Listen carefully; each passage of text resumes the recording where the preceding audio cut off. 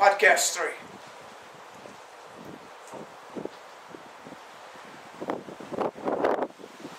This studio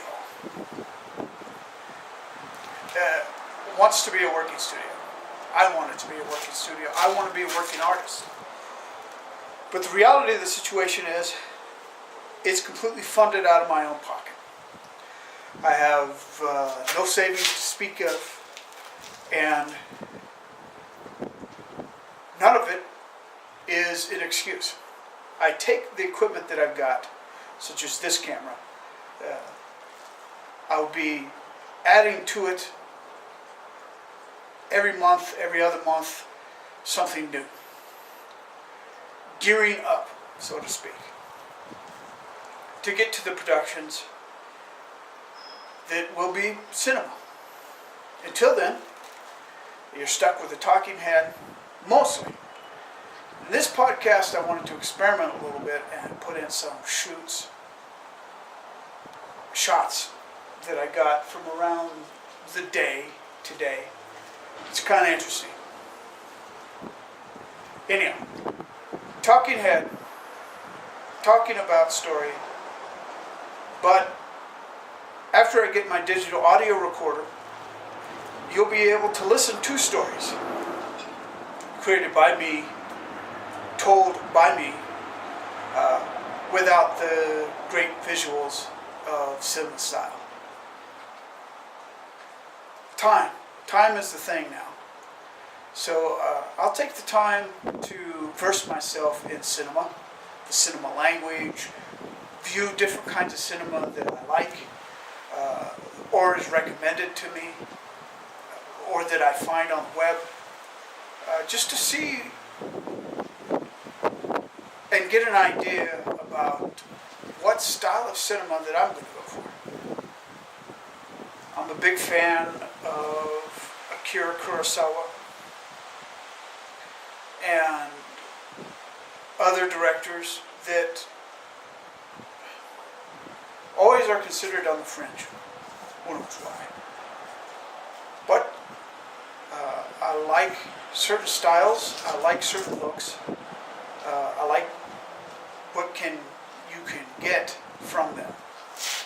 And this whole thing is a grand experiment in digital cinema.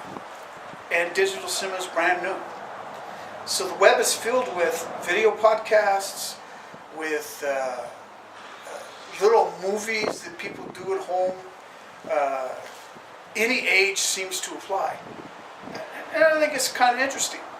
Some of it's entertaining, some of it's probably a 10-second shot's worth of stuff that goes on for 2 minutes. It doesn't really matter. What matters is that people are exploring digital cinema. And there's over 100 years worth of cinema out there, from the movies made at the turn of the 20th century to the more polished films that we get today. And what we see is a trend to return back to the kind of more personal, more free and loose kind of storytelling that you haven't seen, generally speaking, on a commercial basis.